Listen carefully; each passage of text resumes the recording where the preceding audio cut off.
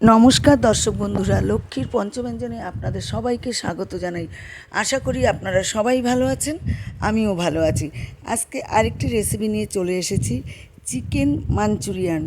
দেখুন তাহলে কিভাবে আমি চিকেনগুলো আমি মিক্সার গ্রাইন্ডে মিক্সড করে নিলাম। তারপর এখানে রসুন কুচি, আদা কুচি, পেঁয়াজ কুচি, ধনেপাতা কুচি, ক্যাপসিকাম কুচি সব কিছু আমি দিয়ে দিলাম। এখানে কাঁচা লঙ্কা কুচি সব আমি কুচিয়ে রেখেছি, দিয়ে দিলাম। এবার এখানে গোলমরিচের গুঁড়ো দিয়ে দিলাম 1 চামচ, স্বাদ অনুযায়ী লবণ দিয়ে দিলাম,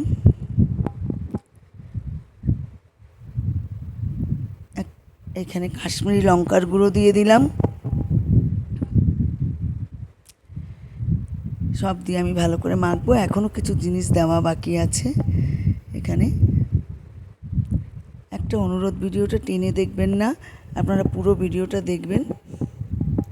এখানে আমি একটা ডিম ফাটিয়ে দিয়ে দিলাম, তারপরে কর্নফ্লাওয়ার দিয়ে দিলাম আন্দাজ মতো। মাখবো, আর একটু কর্নফ্লাওয়ার লাগবে এখানে, আবার আর একটু কর্নফ্লাওয়ার দিয়ে দেবো আমি এখানে, একটু দিয়ে দিলাম, দিয়ে ভালো করে মেখে নিলাম।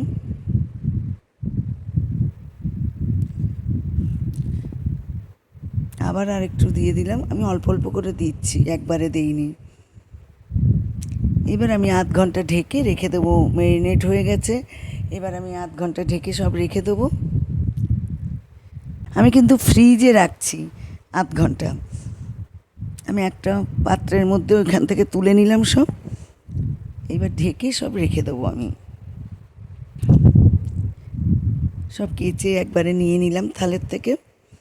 এইবারে আমি একটু হাতে করে বের করে নিলাম ফ্রিজ থেকে, একটু হাতে করে তেল মাখবো আর বলগুলো তৈরি করব। দেখুন কত ইজি হয়ে যাচ্ছে বলগুলো তৈরি, হাতে আমার একটুও লাগছে না। একটু তেল নিয়ে নিচ্ছি, এইভাবে আমি সব বলগুলো আমি করে নেব এক এক করে।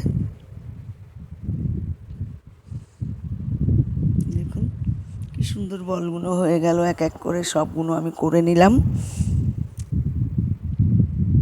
হয়ে গেছে আমার বলগুলো। এবার কিছুটা সর্ষের তেল দিয়ে দিলাম। আমি এগুলো ভাজবো সর্ষের তেল দিয়ে, আর রান্না করব সাদা তেল দিয়ে। তেলটা গরম হয়ে গেছে, সব বলগুলো এক এক করে দিয়ে দিলাম আমি।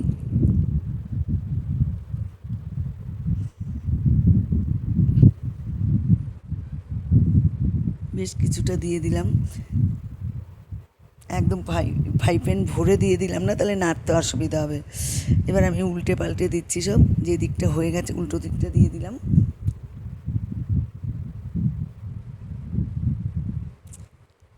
দেখুন হয়ে গেছে, এবার তোলার সময় হয়ে গেছে। আপনাদের বলবো বাড়িতে একবার অন্তত তৈরি করে আপনারা নিজেরা খাবেন, সকলকে খাওয়াবেন। বাড়িতে আত্মীয় স্বজন আসলেও তৈরি করতে পারবেন, ইজি কোনো ব্যাপার না। আগের দিন রাতেও এটাকে তৈরি করে রেখে দেবেন, পরদিন রান্না করতে পারবেন, কোনো অসুবিধা নেই। ওগুলো তুলে নিয়ে বাকিগুলো আমি ভেজে নিলাম।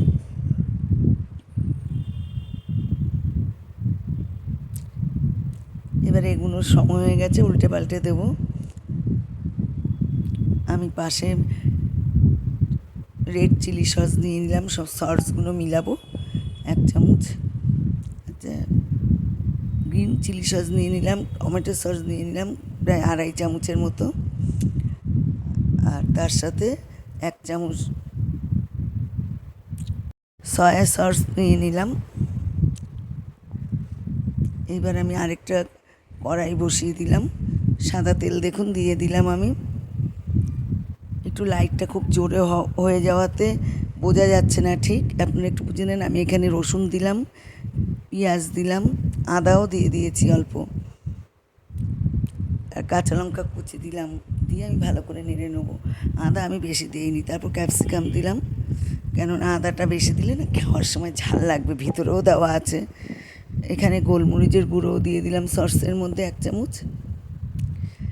এগুলো কিন্তু খুব ভাজবো না, মুখে দিলে একটু কচকচ হবে, একটু ভালো লাগবে। এবার আমি সসগুলো দিয়ে দিয়েছি, বাটি ধুয়ে একটু জল দিয়ে দেবো, দিয়ে দিলাম কাশ্মীরি লঙ্কার গুঁড়ো দিয়ে দিলাম এখানে।